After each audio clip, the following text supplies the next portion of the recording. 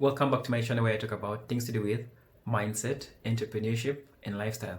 I'm a firm believer of the notion that when you change the way you look at things, the things you look at change. I'm going to talk about three skills, just three skills that if you did, or if you acquired, they would elevate all aspects of your life and you're in the right place and the right time.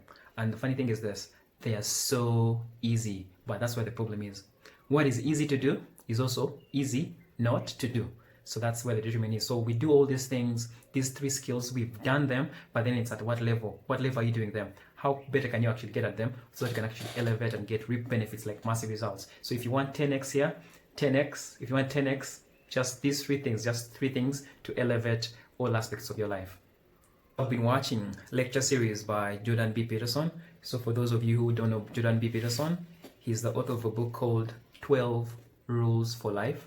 Very, very good book. And it has a tagline, an antidote to chaos. We all have chaos in our lives and we just need a cure to the chaos. Because life is binary. We have chaos and there's order. So this is a book on chaos and how do you get some order from chaos. So who is Jordan B. Peterson though? He's a Canadian lecturer from the University of Toronto. I think he's done a couple of gigs in other universities like Harvard. And he's a multi-million-dollar bestseller of 12 Rules for Life as well. And his first book is called Maps of Meaning. I know that it's not a simple read. I've seen a couple of lectures on it and I think it's nice, but it's not an easy read.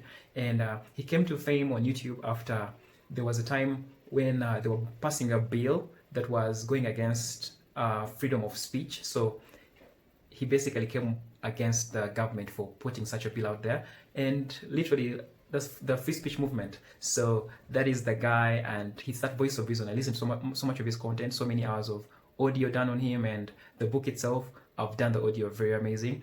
And it's that voice of reason. Sometimes you need that voice of reason. So sometimes when you're doing something wrong, I feel like Jordan is coming at me on one of his rules or something like that. So very, very good listen.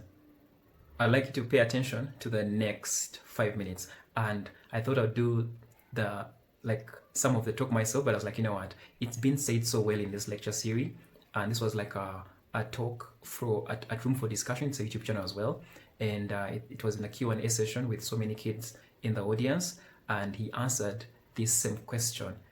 I found it in like four other talks. He says these same three things. So I was like, you know what, there's some wisdom here and I thought I'd share with you guys. So for the next 5 minutes, just pay attention. Just three like this. Learn to write. I'm dead serious. I'm dead serious about that. Because writing is formalized thinking. And so the way you write is, first of all, you need a problem. Because why write if you don't have a problem? So this is good advice if you're just writing an essay, by the way, for your classes. It's like pick a bloody problem that you want to write about, because otherwise it's false right from the start. It's up to you to engage with the material until you find something that grips you, that you desire to investigate. Okay, so you need a problem. Well, the next thing you need to do is, you need to have something to say about the problem. Well, so reading. Reading is really good for that. Read as much as you can. Get your hands on that addresses the problem. Okay, so now you know a bunch of things, or at least provisionally know them. You at least have access to them. Well, now you start sorting through it. It's like, okay, well, maybe I need to summarize what I've learned, and then I need to iron out the contradictions between what I've learned, and I need to elegantly formulate that, and I need to get my word choice right, and my phrase choice right, and my sentence choice right, and I need to organize the sentences into proper paragraphs, and the paragraphs into proper sequence so that I have a coherent argument. And at the same time, what you're doing is you're integrating your own personality at the highest and most abstract level of organization. And you're sharpening your tools and you're putting yourself straight because you're learning to think. You learn to do that by writing. And so I would say, pick some hard problems and learn to write very, very carefully. And when I say pay attention to the word, I mean that. Pick the right words. Organize them into the right phrases. Get your sentences straight. Like when I wrote my first book, Maps of Meaning, I believe I wrote every sentence in that book 50 times. 50 variants of every sentence. I'd read it once, I'd read it again, I'd read it again, I'd read it again, and I'd have a little competition. Which sentence is better? Which sentence is better? I'd pick that sentence. Do the same with the paragraphs. Over many, many years, you hone your words. They're the most powerful thing about you, bar none. If you are an effective writer and speaker and communicator, you have all the authority and competence that there is. And so you're at university. Maybe you're taking a humanities degree. Well, what's the humanities degree for? It's to teach you how to think. You learn to think by writing. Now, there's more to read, to speak, and all of that. But the best thing you can do is read and write every day, a couple of hours every day. Write about things you find important, and see if you can discover what you believe to be true. And that'll build you a foundation. And it's unbelievably practical. Like if you look at people who are phenomenally successful across life, there's various reasons, but one of them is that they're unbelievably good at articulating what they're aiming at, and strategizing and negotiating and enticing people with a vision forward. It's like, get your words together, man. That makes you unstoppable. And that's the core of the humanities, that idea. It's get your words together. Make yourself an articulate creature, and then you're deadly in the best possible way.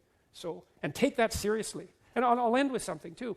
You students, you might think in your more cynical moments that you have to offer your professors what they want and gerrymander the content of your language to suit their predilections, or what you consider to be their predilections. First of all, it's a very small minority of professors who are corrupt enough to punish you for producing a high-quality essay that they don't agree with.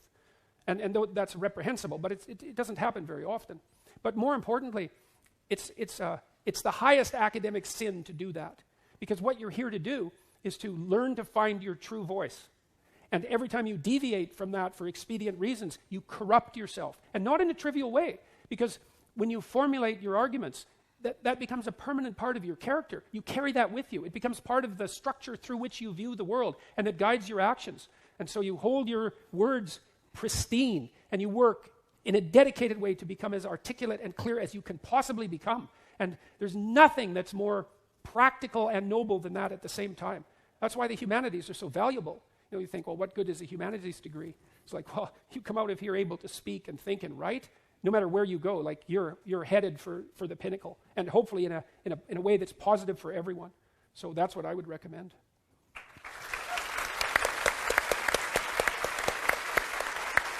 Amazing, right? Amazing. Well said. So in summary, we're talking about just three things: read, write, and speak. What is reading anyway? I think reading as acquisition of knowledge. What is writing? Writing is formalized thinking, and then speaking is articulation of your message, literally.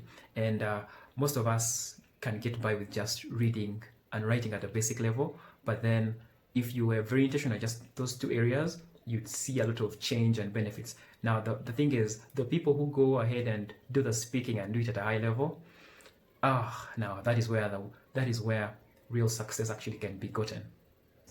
Look around at all the successful people you see around, and look, if you see morning habits for all of these guys. If you look at Bill Gates, I was watching a Netflix series called Inside the Mind of Bill Gates. It shows how much time he puts into his reading, as in it takes time of days of just to read. And then the leaders who are able to articulate their visions and mission. Now that is true power, because you build a movement. That's how you have a company. That's how you have a company that outlasts, just because of the ability of a person to articulate themselves through speech, okay? And then a person who can speak can also negotiate better deals. So imagine a person at a job interview. Same thing. You're able to negotiate a better deal. A person who speaks is the one who's going to present to management and be in those areas of influence where he can actually get elevated, more money, right? So just a person who can speak, now that is where the real power is. So if you can get your reading together, get your writing together, and then speaking is the ultimate, but I know you need the two foundations to speak as well. On a scale of 1 to 10, where are you with your skills? Where are you with your reading? Where are you with your writing? And where are you speaking? So at least if you can give yourself a score there, you know where you need to put some energy on, okay? Now that you know what skills you need, what do? You go after that goal. Go after it and try to improve your skills in that area.